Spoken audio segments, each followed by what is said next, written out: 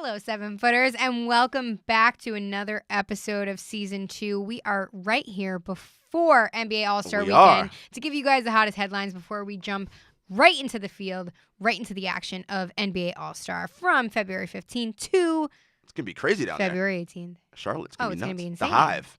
Amazing. The home of the Charlotte Hornets. They still call it the Hive? Maybe the kids do. I mean, Hornets live in a hive, right? Right, I think. Yeah. Right? I don't know bugs. Is that bugs? Yeah, it's bugs. I don't know bugs. You're like, bugs? All I know is that MJ, Kemba Walker, and the rest of the Charlotte Hornets will be right at home when they host NBA All-Star Weekend. Will. Be a fun weekend. Exactly. But we need to jump into the NBA's hottest headlines here. And let's kick it off with yesterday's games. February 12th. We had big games on Tuesday, all right? We did. 76ers take a loss to the Celtics. Sure did. Sure did. 112 to 109. The C's took it up, but the C's are having a lot of trouble in Boston. But they pulled out the win on the road. Now they're 3-0, and Embiid goes off after the game, says the refs suck, this and that, which we learned today on February 13th. He was fined $25,000. Large, baby. Woo! Yeah, for saying that. I mean, it's typical. When you make $25 million, I mean. It is what it is. Right. Pocket change, right? Pocket change. Yo, you want to get this meal after the game? Sure, I got $25K fine. No problem. But let's break this game down a little bit because it was close. It was real close. We had both of these teams a highly anticipated matchup for top teams in the East, especially after the trade deadline, which we'll get to. 76ers kind of up their game there.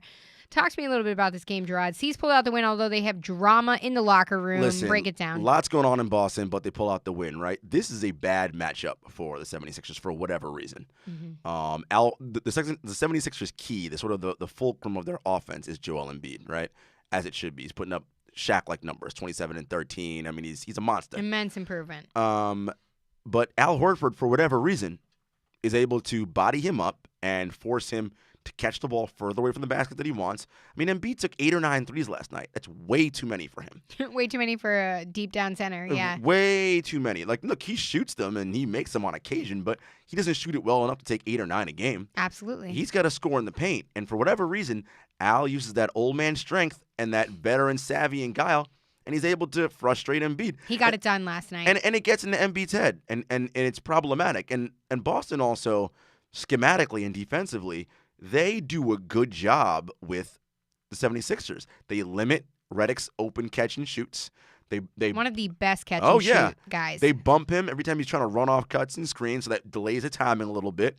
Because if it's one thing the Celtics are, and I know I'm often critical of them, and I'm going to critique them in a minute, they're a very good defensive ball club, right? Brad really has them always playing well and engaged on defensive end. First and second unit. Good on defense. Absolutely. And look, this is a win the Celtics needed after the drama, the aforementioned drama we talked about in Boston with Marcus Morris coming out and saying, this isn't fun. I mean, yeah, we're winning, but we haven't had fun for a while. Keywords, a while. Exactly. And look, part of that falls on Brad as the coach. Look, the big thing coming into the season was, the Celtics, wait till we get Gordon and Kyrie for the whole season.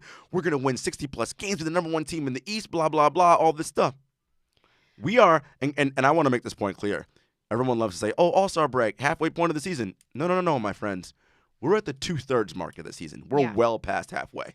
So for them to be sort of as uneven as they've been, that's a problem. And some of that blame has to go to Brad, right? Because rightfully so. Coaching is not just X's and O's.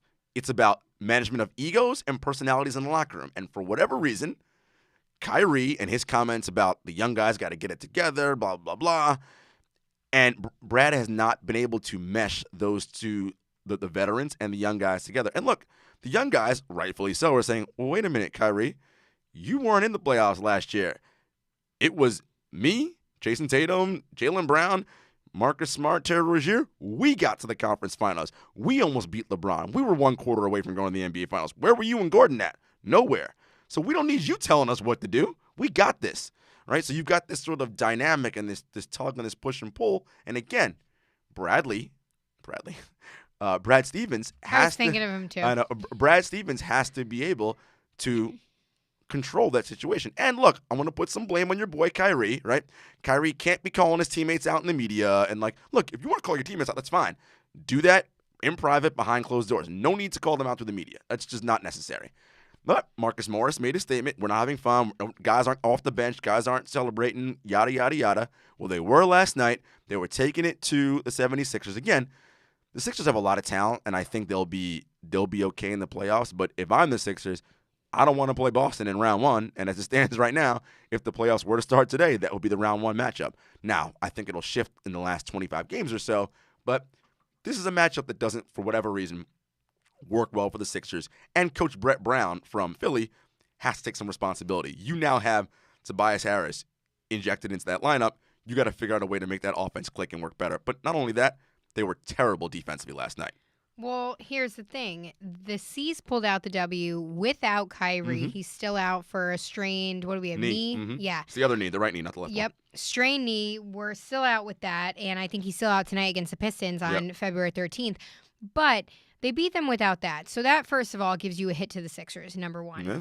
It was a close game. It was a hard-fought game, but Hayward pulled it out in that game. Hayward We have to was give him great. some credit right there. Hayward was awesome in that game. Here's my thing where you said, you'll give it to my boy Kyrie. Kyrie's my boy through and through. I've said this a million times. He's my favorite player in the NBA, He sure hands is. down, market, branded, And by the whatever. way, you don't need to apologize for that. But, yes, exactly. Thank you.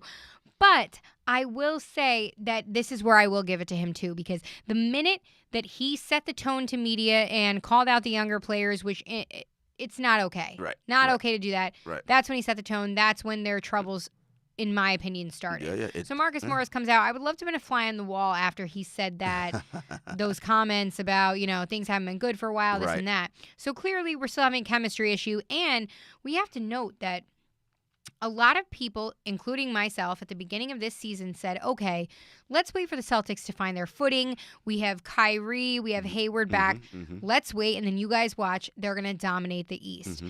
Now, like you said, we're 2/3 into the season, and they're not quite dominating. Not there. Not quite. And it's frightening. It's really scary for the people in the beginning of the season, like myself, like I said, who had them contenders in the East to win ultimately over the Warriors. Right. To see this, there is no improvement. Now, look. There is no. Where is the chemistry at this point? Now, look, Celtics fans, I don't want you guys to jump off a bridge or anything, right? Like, No, it's not, of course not. They're still an incredible right. team. I don't want to make it sound all doom and who gloom. are going to make a playoff run. Right. But all I'm saying is, everyone just automatically assumed, insert Kyrie, insert Gordy, 60-plus wins, automatic number one seed, run to the NBA Finals. And you're realizing it's not that easy. It's not. And, look, I don't think a lot of people expected Milwaukee to be as good as they are, right? I don't think people expected Toronto to be as good as they are. But, I mean, look, Giannis made a huge leap. Giannis is a front-running MVP candidate. Toronto basically ran the same team back, but subbed out DeMar DeRozan for Kawhi Leonard, who's a better player, and added Danny Green. And Pascal Siakam made a jump. So, I mean, they're better. I mean, the teams have gotten better around them. And, again, the chemistry and the vibe between Kyrie and the younger guys isn't quite there yet. And Kyrie's still trying to figure out how to be a leader. Like, what does that mean? How do I lead? How do I do these different things? And, we talked about it when he called LeBron. It's not easy, all those things. And, look, it's true. There is a reason why everyone's not a leader, because everyone can't be a leader. And I'm not saying Kyrie can't be one. I'm just saying it's not easy to be one, right? It's not. It's leading by example. It's knowing personalities in your team. It's knowing who can I call out? Who do I have to take to the side? There's levels to this, as we always say with everything. And Kyrie's learning, and the Celtics are learning. And Brad is also learning. Again, it was easier for Brad to coach, I feel like, when the Celtics had lower expectations and there were no stars and superstars on the team, right? Now, you get these young guys. Tatum, he could be a potential future NBA, All-NBA guy. You got Kyrie, an already existing All-NBA guy. Gordon Hayward. How do you manage ego now? That is a part of coaching that is very, very critical. Like, people love to say, Phil Jackson only won titles because he always had Michael Jordan and Kobe Bryant and Shaq and then all this stuff. You know how hard it is to coach teams with guys like Michael Jordan, Kobe Bryant, and Shaq and all? There's a lot of egos. And there's always a different standard that you're living up to when you Sure. have these big guys and these big Sure. names. It's because the key is, how do I get everyone to subjugate their own ego for the betterment of the team? Mm-hmm. And that's hard because everyone in the NBA has ego, which makes sense. These are the 450 best basketball players in the world. You know how much of an ego you have to think you could even play in the NBA? Hey. I mean, so it's hard to do that. And so Brad is learning that part of the game, right? X's and O's are one piece. This is the other piece. And again, as I said, it's not doom and gloom, but this idea that they were going to just run through the East and it was going to be a layup, maybe not. And depending on matchups, we'll see. Because right now, if you're asking me today who I like better, I like Toronto. I like Milwaukee better right now. I just do. I do agree with you. I like other teams ahead of the Celtics, but as Jalen Rose said today on Get Up, I blindly go into this picking the Celtics. Everyone does. And it's because of what they did last year against the Cavaliers. But here's the thing. Yeah. How good were the Cavaliers really last year as a team? They weren't. Right. LeBron is great. They had the best player in the world Yes. who took them that far, which Yeah. we also, again, this is another conversation for another time, but the best player in the world Right. took a garbage team Right. somewhere. Like, that's insane. Right. But, yeah, the Cavs weren't good. And look at them this year. And this is what shows you. Right. You get And rid of so- Ty Lue, you get rid of and, half and, your and they're roster. terrible. And so the Milwaukee Bucks are really good. And we'll talk about them in a minute, the trade deadline. The Raptors, really good.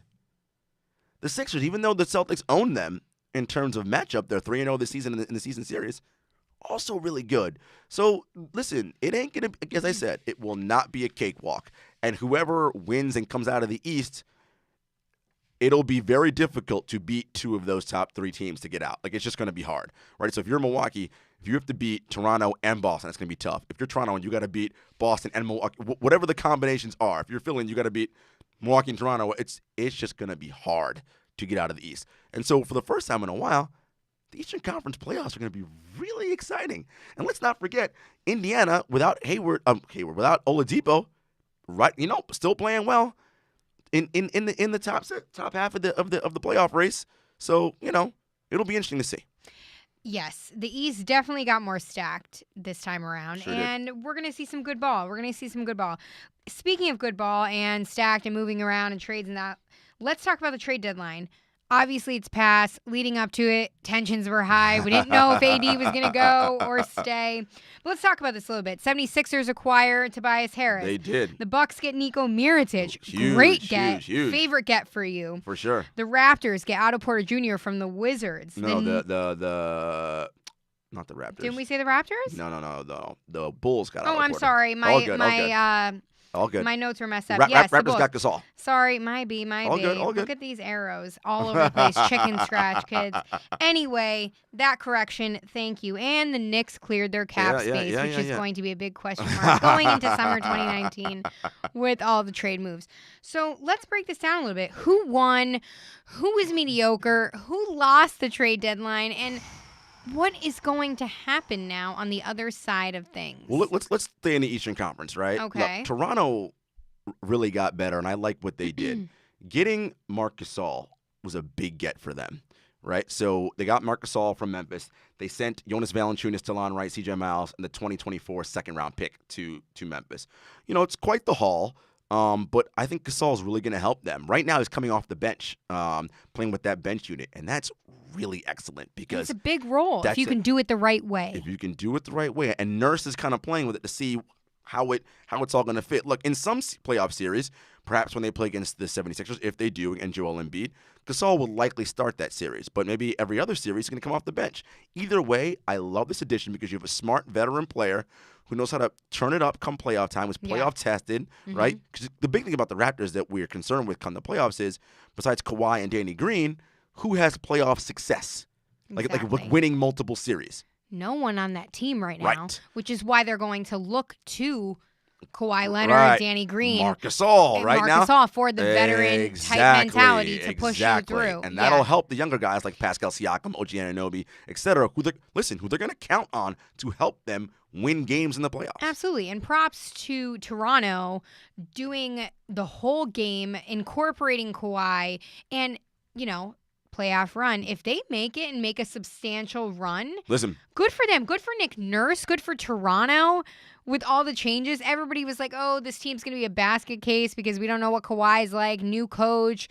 DeMar's gone. Looking pretty good. Looking real good. Number 2 seed in the East right now. And in my preseason prognostication, I picked them to come out of the East. So, that's right. Listen, I like what they did. The next move that I love, Tobias Harris to the Clippers. That's huge. Now, the starting lineup. You mean the Sixers? What did I say? Clippers. Tobias Harris from the Clippers Yes. to the Sixers. Yes, Jesus. yes. Too many teams and trades, people. So, the Sixers sent Landry Shamet, Wilson Chandler, Mike Muscala, their 2020 first-round pick, Miami's 2021 first-round, and their own 2021 and 2023 second-round picks. Now, that's a hell of a haul that they sent away to get Tobias. But he's fitting in nicely, he's too. fitting in nicely. Philadelphia. They got Tobias, they got Mike Scott, and they got Boban Marjanovic, because apparently wherever Tobias goes, Boban must go also, because they're best friends. But that's a nice get for Philly. And what Philly's doing now, if everyone hasn't been paying attention, is they no longer trust the process. They're like, we're all in. That is Philly's new slogan. Forget trust the process. We're all in. They're trying to win now, today. Hey. And their starting lineup, listen, you've got Tobias, you got Ben Simmons, you've got Jimmy Butler, you got Joel Embiid. I mean, listen, that's a hell of a starting five, okay? I love those guys. A little bit of some depth issues I'm a little concerned about because they're very top-heavy. And as I mentioned before, they need to figure out what their offensive flow and system is, right? Obviously, you want the ball in Ben's hands. We talked about Ben's lack of shooting, although he's been shooting it more lately. Yeah. He's not making, but he's shooting a little bit more at least, which is baby steps. Except that they can't afford baby steps. It looks like they're trying to win now. So he needs to knock a shot down. Let's go. He needs to do that, right? But I like the talent they have. The question is, can Brett Brown put this all together and get them to play the way he wants them to play? It's going to be a real test for Brett Brown going into this, especially after acquiring Tobias. It's huge. Jimmy Butler. Yeah. I mean, it's going to be a real test. I think he's doing great right now, incorporating the big personality he acquired in Jimmy Butler. Man, that meeting room, good Lord. You got Embiid, Butler. I mean, it's... that is a lot. That's out of control. It's a lot. But you know what I do like about the Sixers? Coaching. Exactly. And you know what I do like about the Sixers? Nobody knew Tobias Harris was going to the Sixers. No. Until it happened. Yeah. That organization and that locker room and that staff, from the GM to the owner, everybody, they're keeping it sealed and they're keeping it good. And I think that's helping the chemistry, especially when, and I'm only saying this for the Sixers because of the big personalities in Joel Embiid, Ben in Simmons, Jimmy Butler. Yeah, Can you imagine, I'm sorry, but before Jimmy Butler went to the Sixers, if somebody were to come up to me and say, hey, Joel Embiid, you're getting Jimmy Butler, I'd have been like, oh, no. This is a Grey's Anatomy season 16 waiting to happen. This is out of control. But it works. It works so much right now. What Brett's going to have to do over these last 25 games or so is really use this time to figure out who's who and what's what, right, with this lineup, how he wants to run it, what's going to happen. Because, again, in the playoffs, you're not going to have time to be tinkering and fooling around, right? No. So the Sixers look like... You have to go in with a plan. What is your plan? What is the offense you're running, right? Again, there's some parts that seemingly don't fit, right? Like, Jimmy kind of wants the ball on his hands, too. It's a little, right? So you need to figure this out. Tobias is sort of the perfect compliment, though, because he is not a demonstrative give me the ball guy. But when he gets it, he's economical with his movement, knows what to do, can shoot it very well from three, catch and shoot, right? Can create. So Tobias is a nice addition for them. I like it. Listen, the hot seat is the heat is turned up on Brett Brown's hot seat, because if they go to the playoffs with this roster and flame out, get to the second round, he's gonna be on the chopping block. Oh, I don't think he's coming back if that happens, right? And so there was no ceiling. Remember last year there was no ceiling when he took him that far, but now the pressure is on. Same with the C's. Clearly, management has, although the C's, Brad is on the hot seat. Oh, but, not Brad, but right, I mean the same with the pressure, as in you had no ceiling last year, and then it was like, oh, whatever. No, we got expectations now. Yeah. Same with Philly. Philly has expectations. So rightfully so. If they flame out, Brett's going to be the one that's going to be, hey, you got to go, buddy. We gave you all the tools. You got to find a way to make this work. Hey, we'll see what happens. But since we have so many hot topics to get to, we need to move on to Anthony Davis because, like we centered the last pod on, we made it an Anthony Davis 7-footers pod. talking about where he was going to go. The trade deadline was coming up. Everybody was making calls. The Lakers were in deep talks. People were making pitches. Crazy out in the open, which we'll get to, which messed up, in my opinion, the dynamic of the Lakers going forward. So let's talk about Anthony Davis. Long story short, he is still a Pelican. They did not trade him. Nope. They allegedly answered to some trade talks, but didn't take a package that they liked. But then again, here's my thing. The Pelicans were trying to be a little greedy. Okay? That's just me. I know Anthony Davis is Anthony Davis, but there's a point where it's like, okay, now you're toying with us. But there were a lot of conversations within ESPN, The Jump, everybody, talking about how did the Pelicans do this on purpose to disrupt the chemistry of the Lakers? I mean, look, if they did, that is some real nefarious work on their part. And some of that and if they did, it worked. And some of that could be true. Look, people who aren't Laker fans may know this, or who are Laker fans may know this, or don't know it. But everyone around the league doesn't love the Lakers, right? Like, there's a sort of like Lakers exceptionalism that they have, right? Where it's like, we're the Lakers. We are, the elite franchise of the NBA. It's us and the Boston Celtics, the most storied, the most winning, yada, yada, yada. We just get guys. All that stuff. A lot of teams don't like that. All right, and don't like that about the Lakers. And look, jealousy. I mean, like any other industry that happens, right? Do I think Dell Demps purposely was, driving up the price on the Lakers? Sure. Magic came out and said he doesn't believe that Dell Demps, the New Orleans GM, acted in good faith with his negotiations. Sort of just saying things and putting things out there. And part of it could be, too, the idea of Rich Paul, who's the CEO of Clutch Sports, the agent that manages LeBron James, among other things, among other players, Ben Simmons, Anthony Davis, et al. Right? So John Wall, right? A lot of top guys in the league, and there's some blowback there with, we don't want LeBron and Clutch Sports organizing or running the league or doing all this sort of thing. Look, the bottom line is this: if you are the New Orleans Pelicans, you realize, because he said to you, and by the way, when Anthony Davis came out, or Rich Paul came out and said Anthony won't re-sign with New Orleans after his contract ends next season, that wasn't the first time the Pelicans heard that, okay? The Pelicans and Rich Paul were trying to do something well ahead of this. For whatever reason, talks broke down, didn't go the way they went, so Rich decided, I'm going to go public with it now, and we'll put the pressure on you that way. Well, didn't work because your client is still in New Orleans. Now, Anthony Davis has the right to demand to go wherever he wants to go and decide to play wherever he wants to play. He can demand a trade, do whatever he wants. The Pelicans also have the right to do what's best for their franchise, right? Because they can't let Anthony Davis walk out the door and get nothing back in return. And in a way, they're kind of playing a game of Russian roulette right now. Because this summer, when Anthony Davis is presumably going to be traded, or trade talks will heat up again because now the Celtics will be available because they can trade. The reason why they couldn't trade before is because of the rule that you can't have two rookies on their extension on the same team at the same time. So once Kyrie opts out, they can then make a trade for Anthony Davis. Whoever gets the number one pick for the draft this year coming up, let's say it's the New York Knicks, they may have something interesting to offer the New Orleans Pelicans. The number one draft pick, the two picks they got from Dallas in the Kristaps Porzingis trade, Kevin Knox, that might be a nice thing that the Pelicans might want. And the Lakers will have the same deal they had that they were offering this year.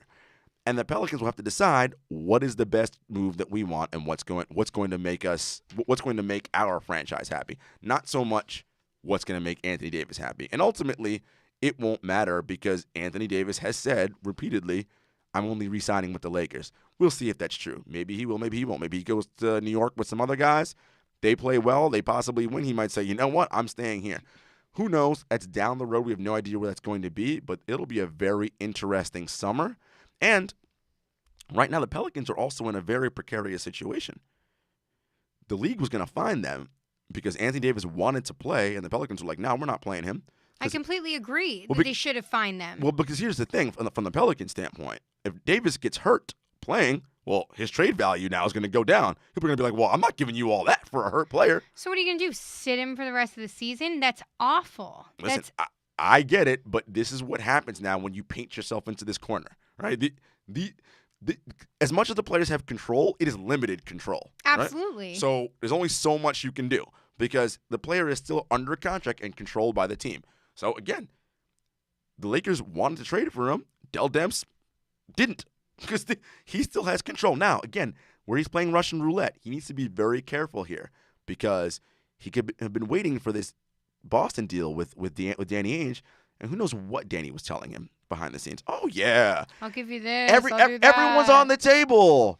Whatever you want. That story could totally change come this summer, right? Danny could be like, oh, no, he's not available.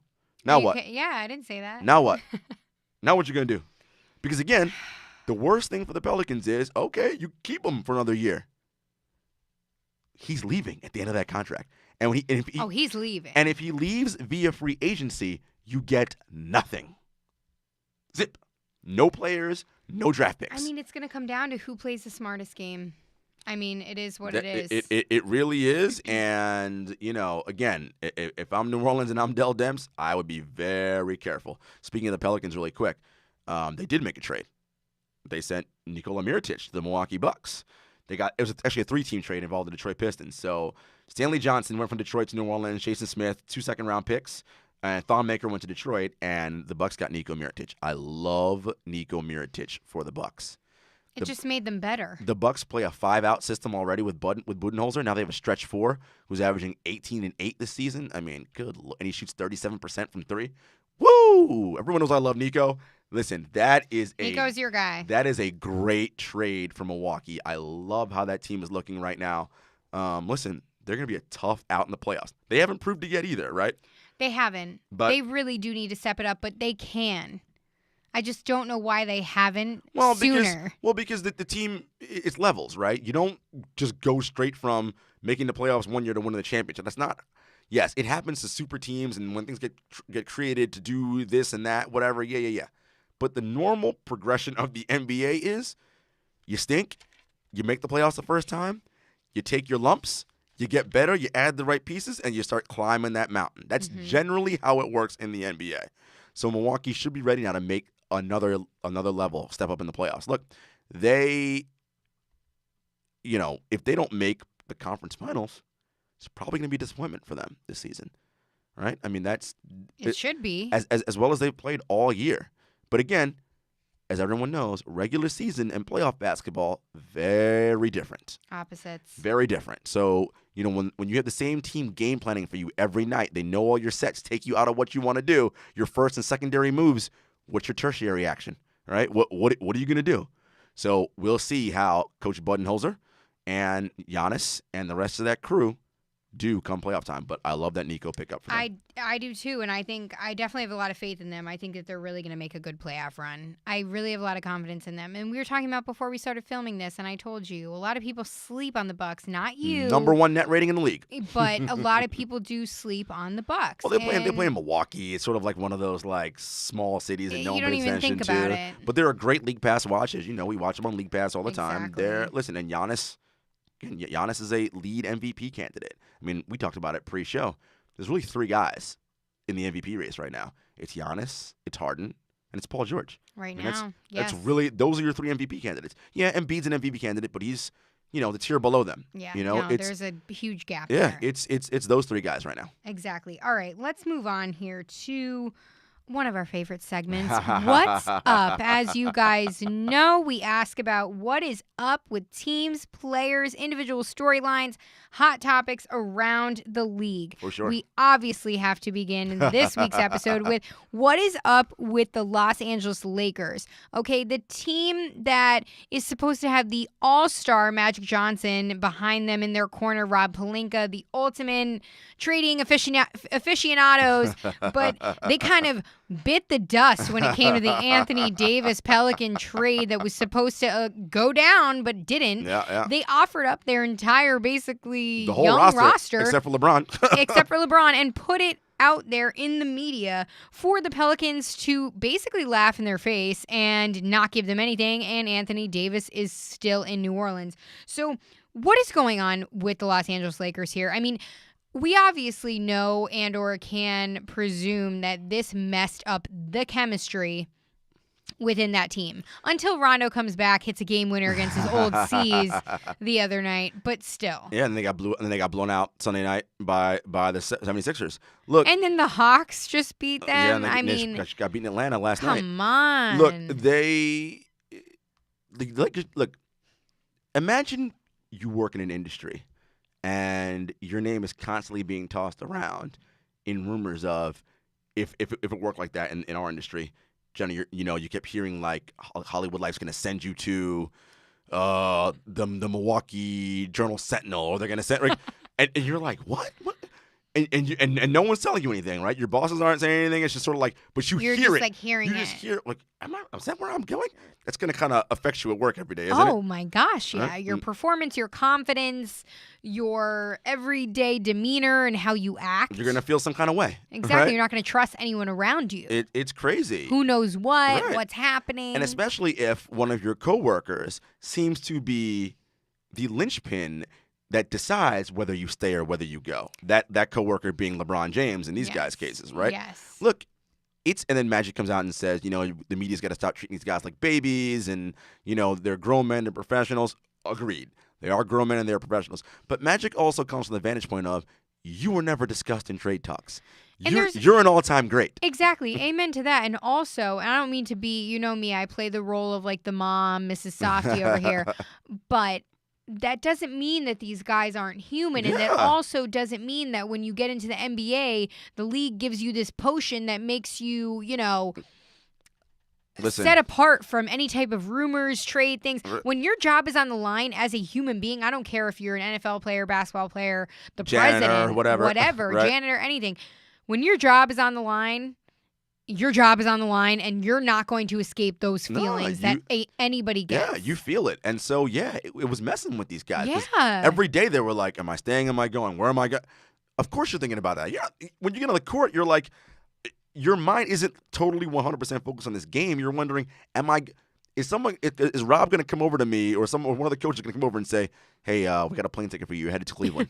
Right? It's like, wait, what? Exactly. So that was on these guys' minds. So look, obviously the trade deadline passed. Nobody moved. Yeah. So they're happy for now.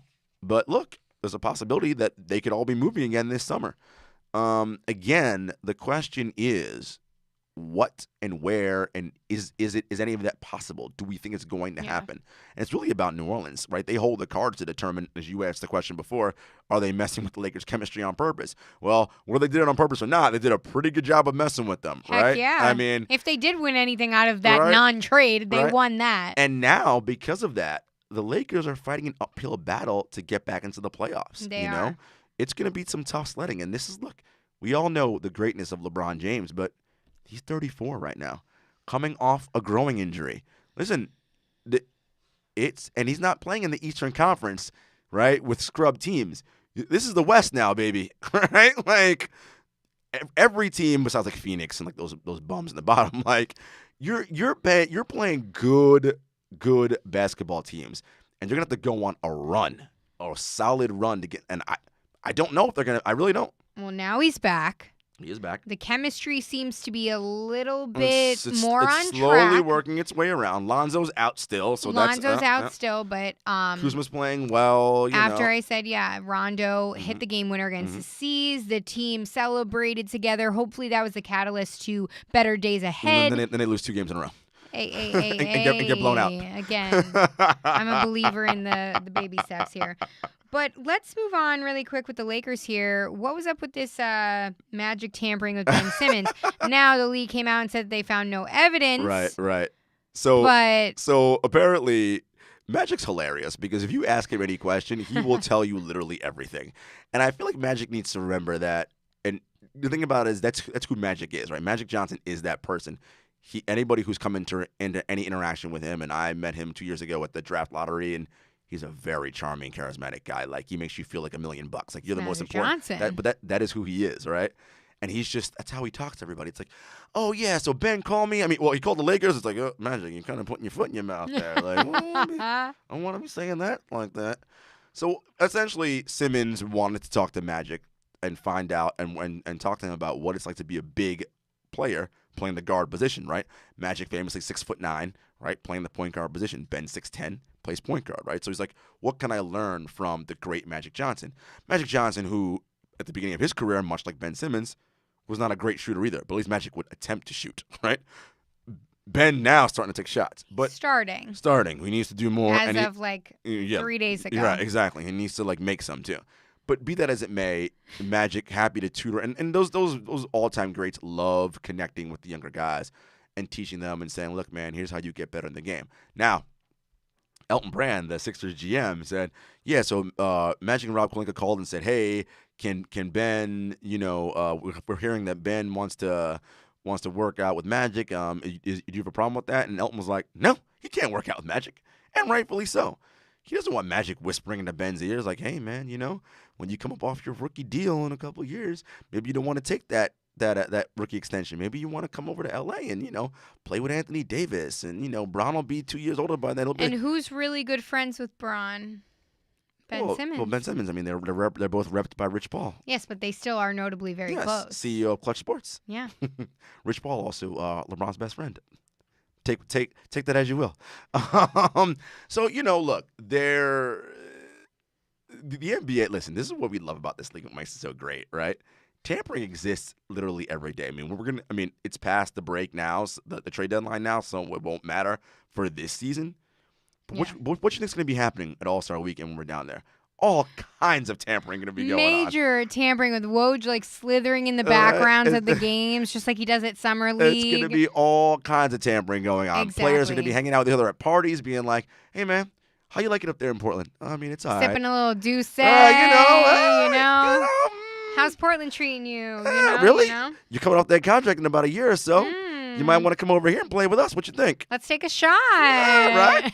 And then, deals happen when people are, the wine's flowing, whatever. Next thing you know, things happen. So, listen, players, and this is what I want fans to understand. We should all have the opportunity to work where we want to work and work with the kind of coworkers we want to work with, right? Mm-hmm. I mean, Jenna, you and I can do that. If we don't like it where we are, we can go find employment elsewhere, right? No one's stopping us from doing that. No. Most of the other fans out here, same thing. You can go wherever you want to go. These players are limited by contracts and whatever. So listen, if they have the opportunity, I don't blame them. Do what you want to do, players.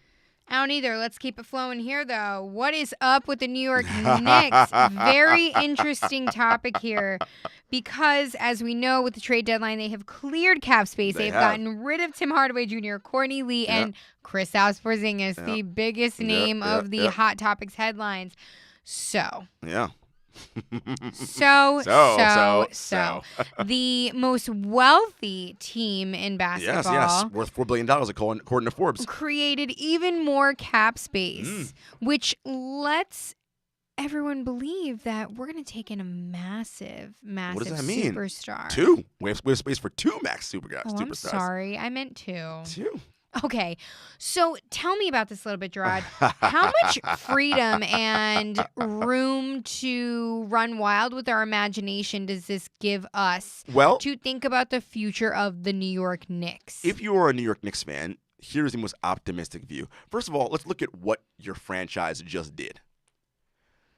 In order for you to clear up that second max slot, you had to get off that Courtney Lee and Tim Hardaway Jr. contracts, right? Mm-hmm. Well, no one else in the league wanted those contracts because they're not good, right? Look, and it's not, Courtney Lee and Tim Hardaway Jr. are fine players, but for the amount of money that it's owed on those contracts, you got to give me something in order for me to take those two contracts. Oh, we happen to have this 7'3" unicorn named Kristaps Porzingis. Maybe you want him. Dallas is like, yes, please.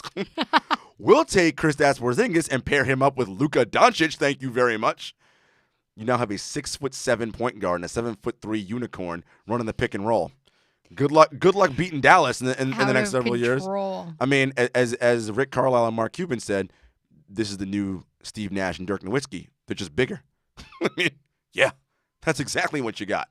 And so, essentially, right, Kristaps was thrown in as a sweetener, right, in order for them to take those two contracts. Now, if you're the Knicks, why would you give up on a 7'3" unicorn who you have control over as a rookie, and just to clear cap space? you must know something that the rest of us don't know. Could it be that a certain free agent may have given you the inkling through his representation he is strongly considering coming to the New York Knicks? And who might that free agent be?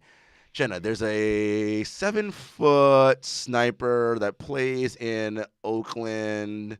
What's his name? Starts with a K. Start with a K. Yeah, right? Kevin freaking Durant. Right?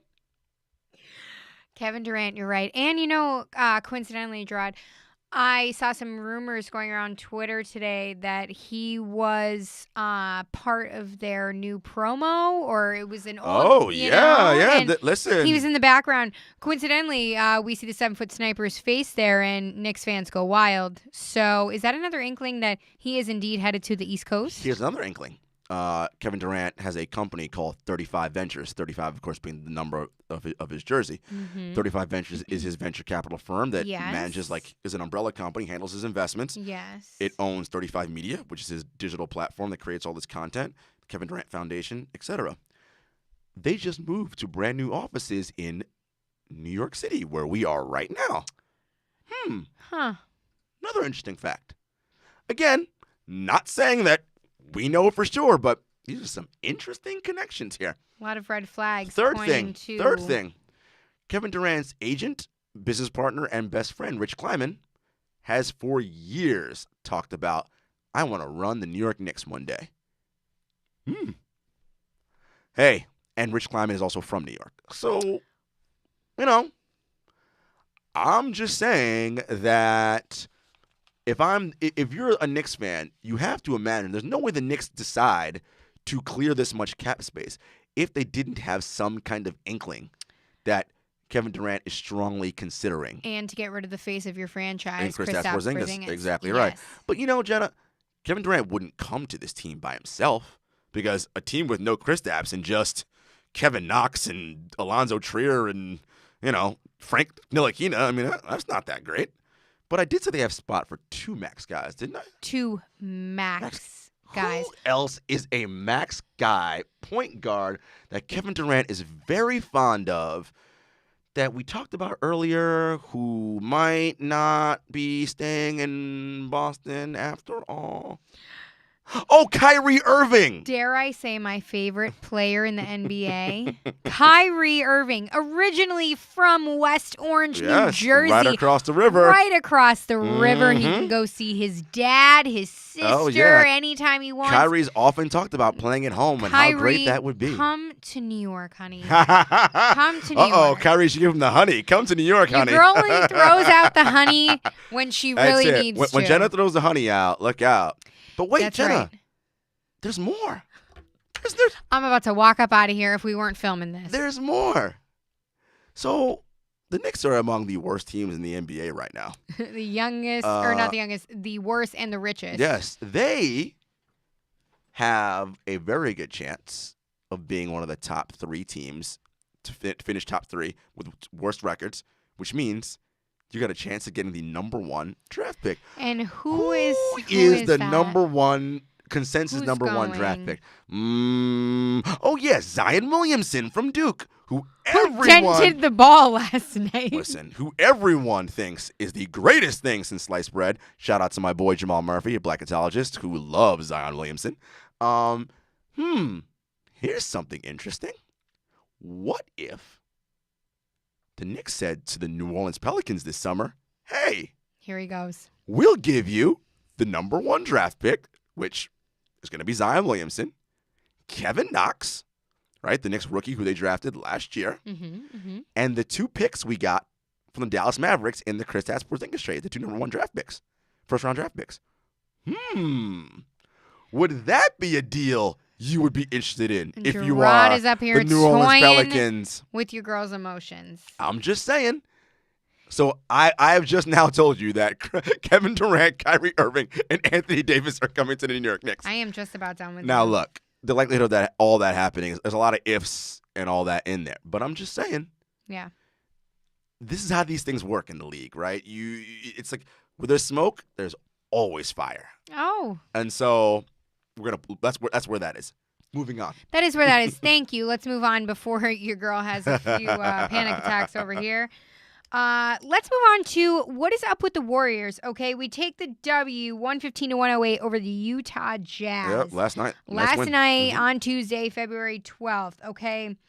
Now, they're winners of 15 in their last They're on a roll right now, 16 Jenna. games, all right? Now, but we have a little bit of some drama. Hostility, Yeah. a little bit of drama with your boy KD. Yeah, what's up with my boy KD? What's going on? KD ain't liking the media lately. He's mad at the media. He's mad at the media. He's not talking in press conferences, and he's letting the media know that, hey, it's because you guys twist my words around. You're doing this, you're doing that, XYZ. So, although KD's upset, the Warriors are still firing off on all cylinders here. They sure are. And we just talked about, before we started filming this, about how they geniusly turn the switch on and off. They do. All right, it's the top of the fourth. We're losing. Let's turn it around a little bit. We'll That's score 30 in this That's the Warriors. last quarter here. Tell me what's happening with the Warriors here. Obviously, there's no issues, but Kevin Durant's... No, there are issues. Let's be clear. There are issues. I'm trying to be nice Dubs fans, which I'm never nice to Dubs fans. Yeah, that's right. Let's be clear. There are issues. Look, no secret, Kevin Durant's my favorite player in the league, right? But we know. However, I can be critical of him, and I'm going to be critical of him right now. I love that. I was critical of Kyrie. Right. Listen, you got to call a spade, right? Mm-hmm. As LeBron would say. As everyone says, but anyway. LeBron. So, KD could have squashed all of this at the beginning of the season. First media availability, saying to the assembled media, I know you're all interested in what I'm going to do this summer with free agency, but I am not answering any free agency questions until July. That's it. End of story. You can keep asking. I'm going to say, next question. I'm not answering. And then ultimately what would happen is the beat reporters will just stop asking because you can't keep writing in your articles, he said next question. Well, that doesn't give you anything. There's nothing there. But he allows the story to live on by not squelching it from the beginning. And here's what he did that was just poor and mismanaged. When the Knicks made the deal to clear the cap space a couple weeks ago, it was a coincidence in timing that he all of a sudden stopped talking to media when he normally is very available to talk to media. And then he said, I shouldn't feel like talking to y'all.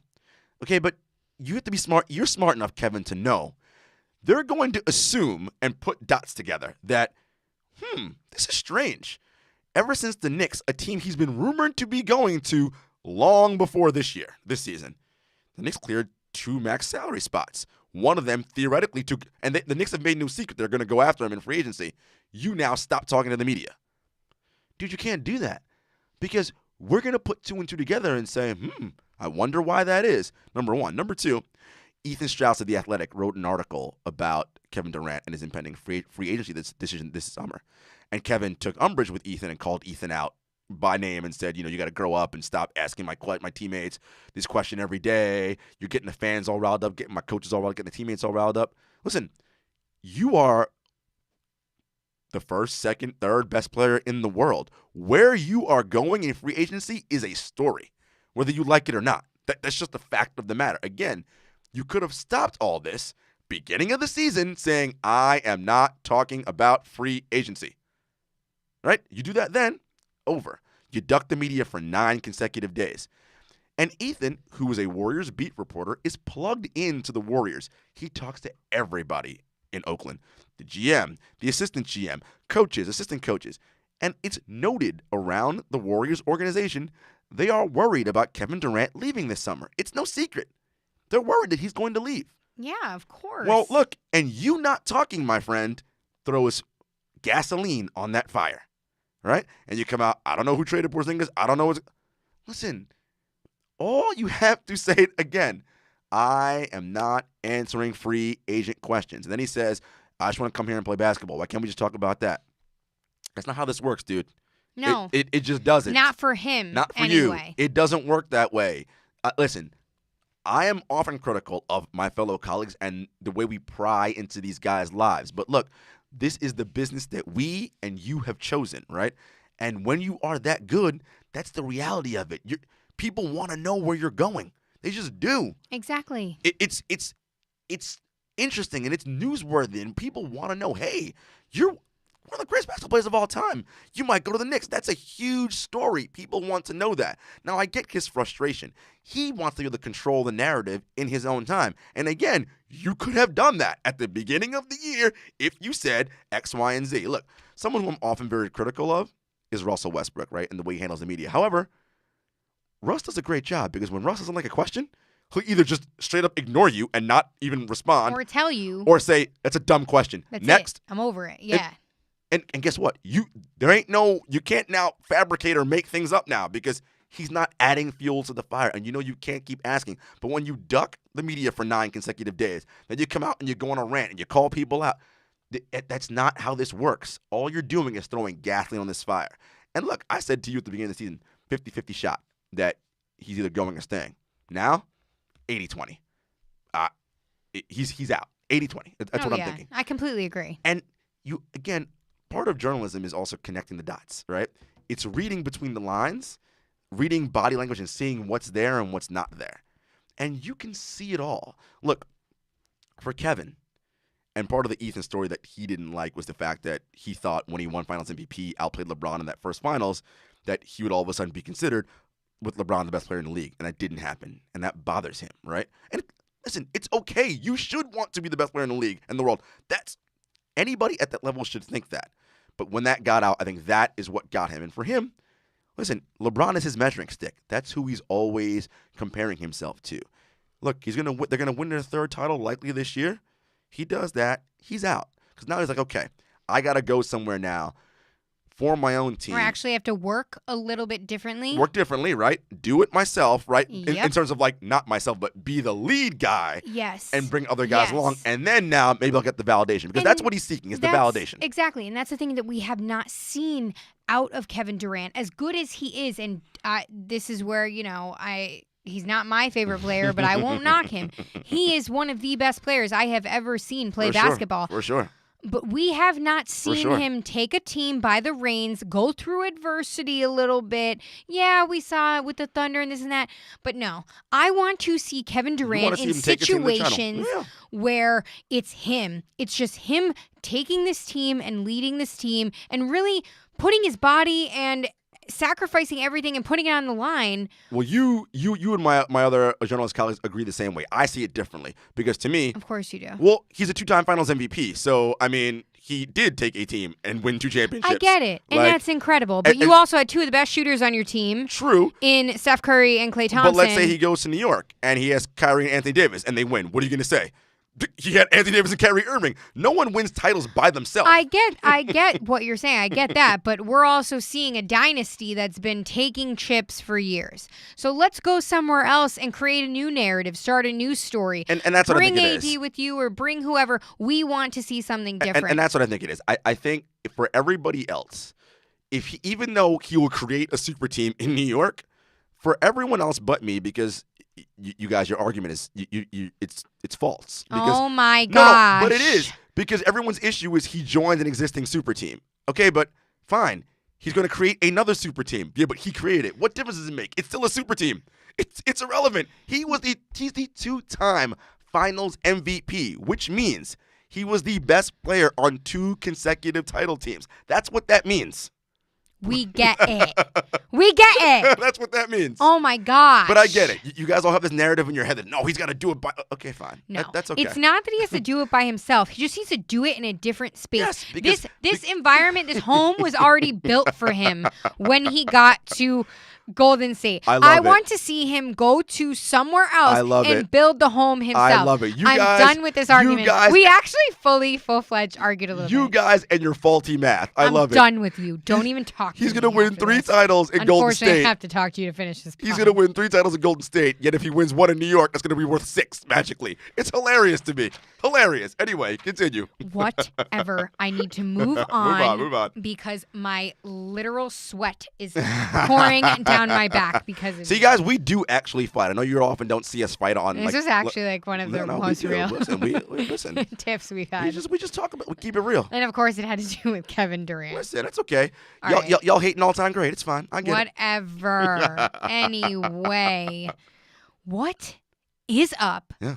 with the Raptors? And I ask you that, Jarod, because we got Marc Gasol, right? We got Marc Gasol. So Marc Gasol comes. It's his first day in the class. Right. All of a sudden, the class starts their first day rituals, which is, their little routines. Pre-game intro, and Mark's just pregame. standing there like.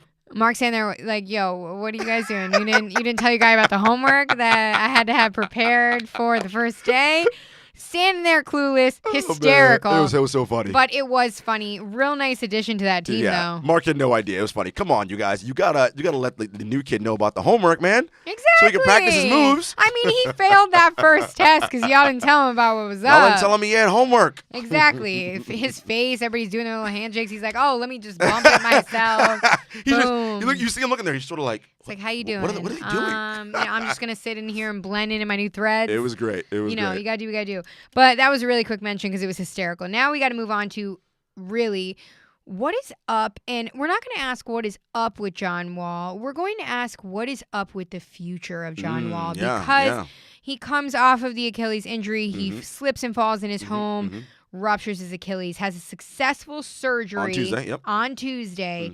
Now, we saw that he came out and said that he's going to utilize this about 11 to 12 months, full year out, to go back, get his education, which I think is incredibly Finish smart. his degree. Yep, good idea. And he has a new baby, going to spend time with a new baby. His mother, has cancer. We pointed out, you pointed out to me, has cancer. We hope for the best for her. He's going to spend some time with her. They're very close. Very close.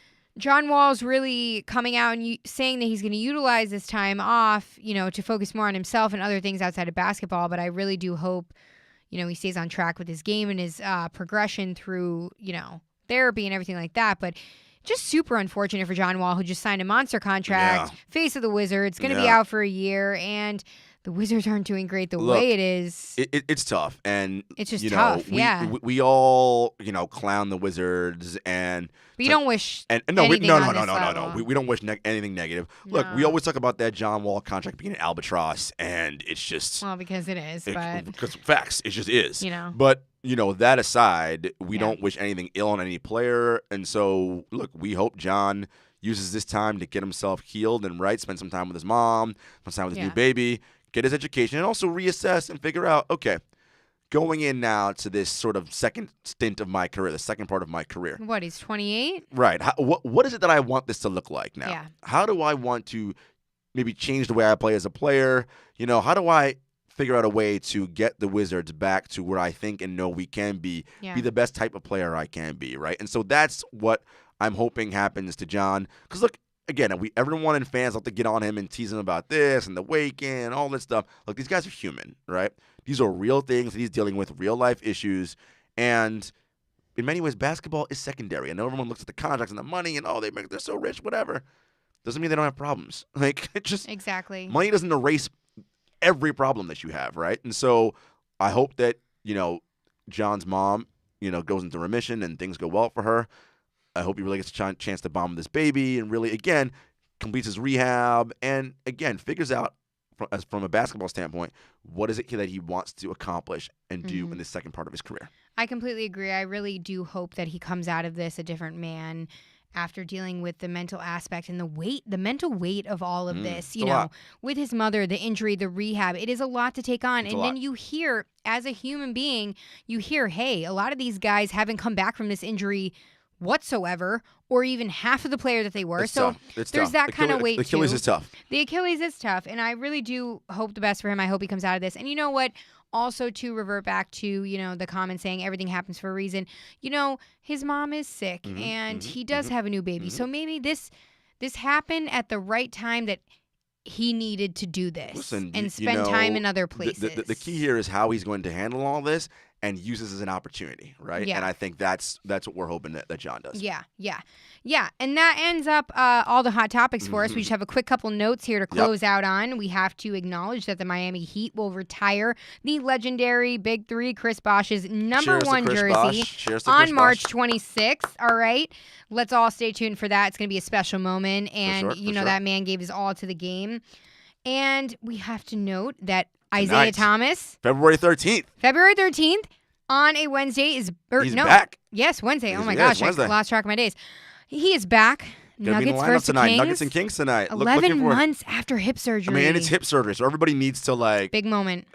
temper their expectations, right? He's coming off hip surgery. This isn't like an underlying injury that he had with the Celtics. Right. It's not a bum ankle. No. This is hip surgery, people. The core of your body, right. initially. So let's temper our expectations. But glad that IT's back on the floor. So happy. I know you are. He's one of your favorite players. So happy. And we'll see what he's able to do going forward. Because look, Denver needs some scoring punch. So that's right. That's slow grind. We back. This should help. We back. I got that T-shirt, by the way. And the most exciting piece of news that I've been waiting to get to this entire episode: NBA All-Star Weekend. This weekend is this weekend. 7-footers That's will right. be there on Flying site. to Charlotte. We are. Yes, for all the action. We are going to be sitting down with some fun players, going to be attending some fun events, and we are going to have all of the action and probably a couple surprises. Oh yeah, from the weekend. Some neat surprises. You guys stay tuned. That's it's going to be nutty down there in Charlotte. So that is right. Can't wait. We'll let you guys into what we can. Some stuff. Listen, we gotta check out the social page. Check us out online. Got to keep some of the stuff under wraps, though. Can't let you into everything. But that's right. We'll try. Thanks for joining us, per usual, 7-footers, and we will see you guys at NBA All-Star this weekend. Peace.